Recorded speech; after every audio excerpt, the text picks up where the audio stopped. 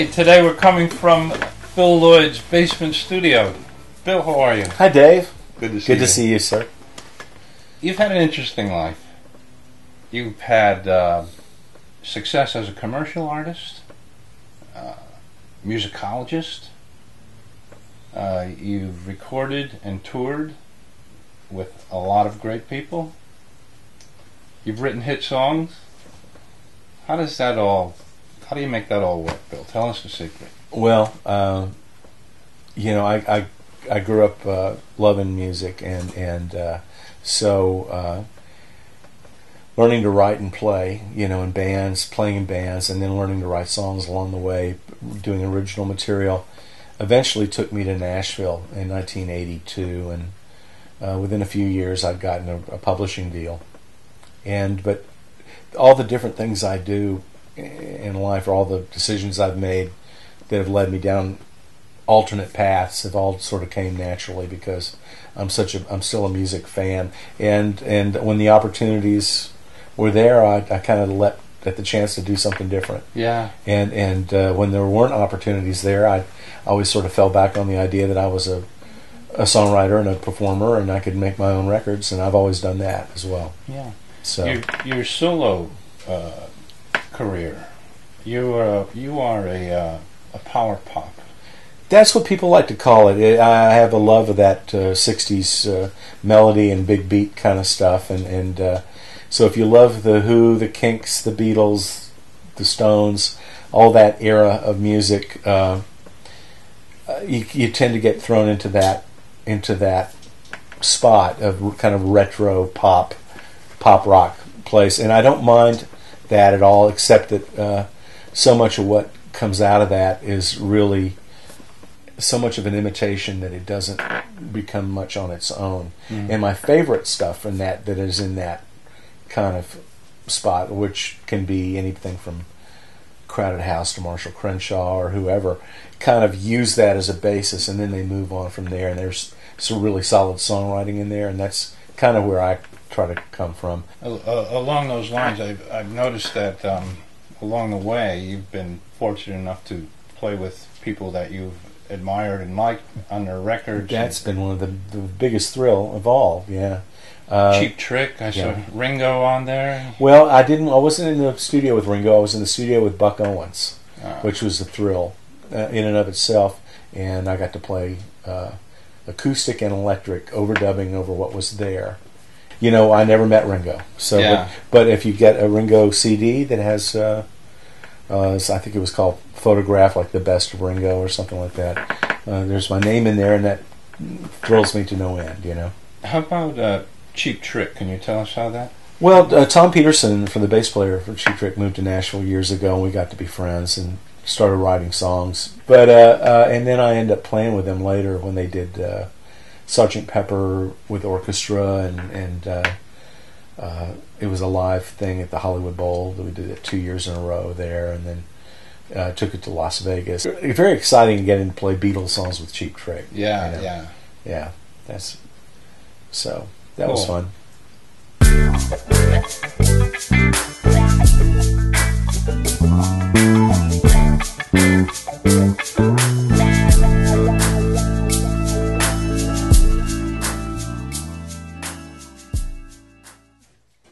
So, Bill, I know that songwriting is a big part of your life. It is, yeah. What do you think about the whole ISIS Ebola kind of thing? So, seriously, can you tell us how songwriting kind of interacts with everything that you're doing?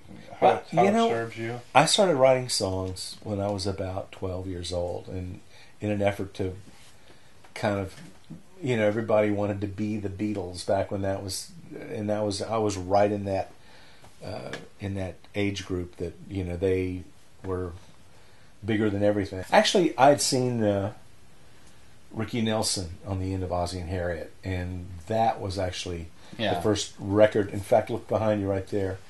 There's a record. Oh, on that. Yeah. Look at that. I got James Burton to sign this. Wow. And but this record is the one I asked my mom for. all the bands that I was in that did original material coming up, it was always there was usually either a partnership there, songwriting partnership, or I was writing songs for the band that I was in. And I moved to Nashville in '82, thinking that I would get in another band, hopefully, but also to see if I could write something that might become successful enough to have a career as a songwriter, and that was what I was hoping for. You did that, and I did. But I was writing with all these other people there who had gotten signed as country writers, including Radney Foster. Yeah. And so when RCA Records heard it, they signed us, and that's how we ended up getting a country record deal. And then we surprisingly had a hit. Yeah. Right off the bat, which ended up going to #1. So that was a heady time. Did that open up the songwriting? Yeah, I mean, I'd been doing it a lot before that, but it also, we were writing songs for ourselves, but we also ended up having songs cut by other people, and I was always still making these records on my own, the kind of power pop kind of stuff, in between all that. Yeah. So you're getting ready to celebrate the 20th anniversary of your first release, is it? It was actually the second. The first album I put out was on a label out of Boston called Throbbing Lobster Records. And it was called Feeling the Elephant was the name of the album, after a song on there. And in the course of the Foster and Lloyd thing, I think it came back out later on a CD on another label, put it out. But Set to Pop came out in '94, and that was my first solo release post Foster and Lloyd. It seems to be the one record that everybody seems to remember by me. So I in this 20 years later, and anniversary year, I decided to put out a kind of a companion disc that has remakes, outtakes, live versions, demos, and all in the same songs in the same order. But it's called Reset 2014. Cool.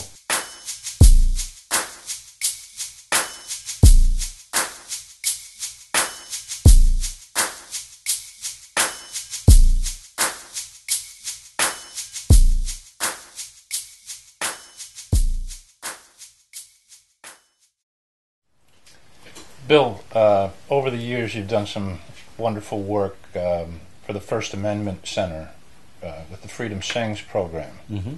How did that all get started? It's easy to point a finger there. It's Ken Paulson is the guy. Ken Paulson currently is the dean at MTSU over journalism and multimedia, recording department, all that stuff.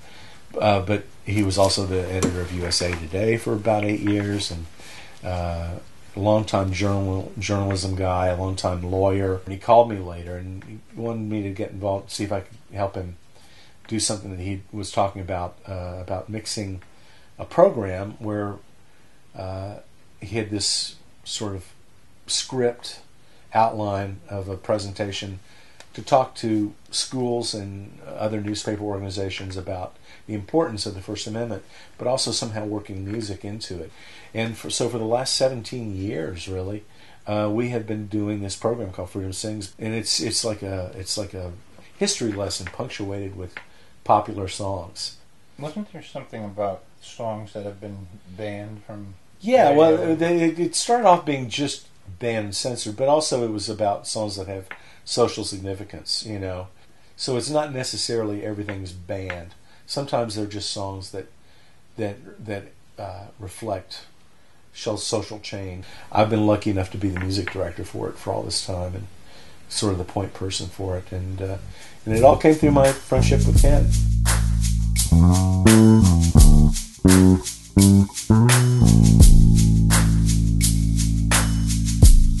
Bill, Carl Perkins is in your credits. And so lucky for me that he is. I tell you how that happened. Radney and I, Foster and Lloyd would open shows for Carl Perkins, and he liked the sound of our records, and it was a good match. And because our thing was kind of, we had a lot of rockabilly throwback kind of stuff in our sound, and so they were talking about putting him back in the studio, and there was the guy who was our booking agent at the time, and he said, well, why don't you get together with Bill Lloyd from Foster & Lloyd and go in the studio with him? And I met with him, and I went down and spent a week with Carl down at his house in Jackson. It was fantastic. We worked in his little studio out behind his house with his sons. I'd be in his house, sleeping, and he'd wake me in the morning and say, Velda's got breakfast on. It was fantastic, Yeah. It was one of my heroes. We ended up cutting 3 things for RCA. Later on, the sides came out on Bear Family. Two of the 3 came out. So there's a CD out there called Carl Rocks, and at the very end, there's my name. So that was a big thrill for me. Nice.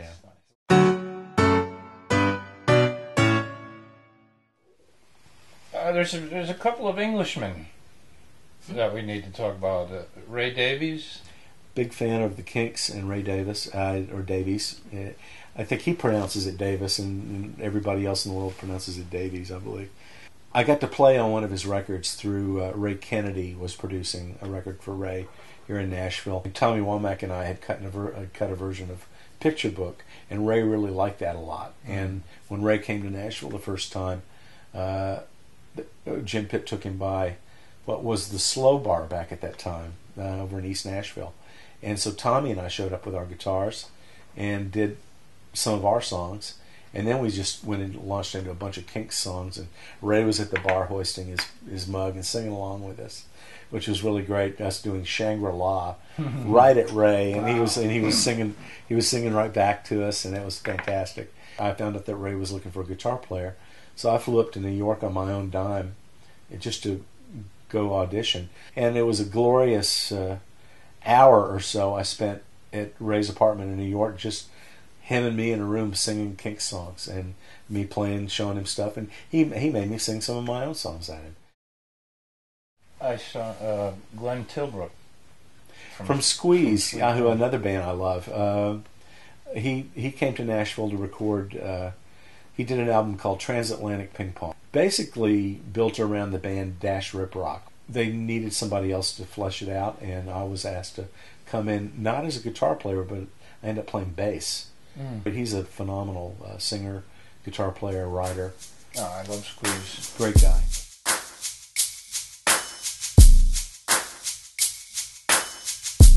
So I kind of know the story of the Sky Kings. It was a project that you had with John Cowan, one of the guys from the Doobie Brothers. That would be Pat Simmons, and Rusty Young. And Rusty Young from Poco, of course. And it was a great record. And all things being what they are in the entertainment industry, it never came out. And, right. And now it's getting ready to see the light of day for the first time. Unbelievably, yeah. There's a Doobie Brothers tribute coming out this fall, and I think Sony, which now owns the old RCA catalog, has access to it. Right, it has the rights to it. And so after this Doobie Brothers tribute comes out, they're going to release this Sky Kings record as sort of an addendum to that, and kind of let it be out there again. Nice. Which is nice. And it kind of features all of us writing songs and playing. And it was a wonderful opportunity to get to play with some great guys. And exciting that's coming out again. Yeah, very much so. And 2020 sounds like it may be a lucky number for you. It's the 20th anniversary of your record. And yeah. a little over 20 years later, the Sky Kings record. Exactly, yeah. It's true. Set to Pop came out 20 years ago, and I've got this Reset 2014 coming out, and now with the Sky Kings coming out, it's all exciting. Great stuff.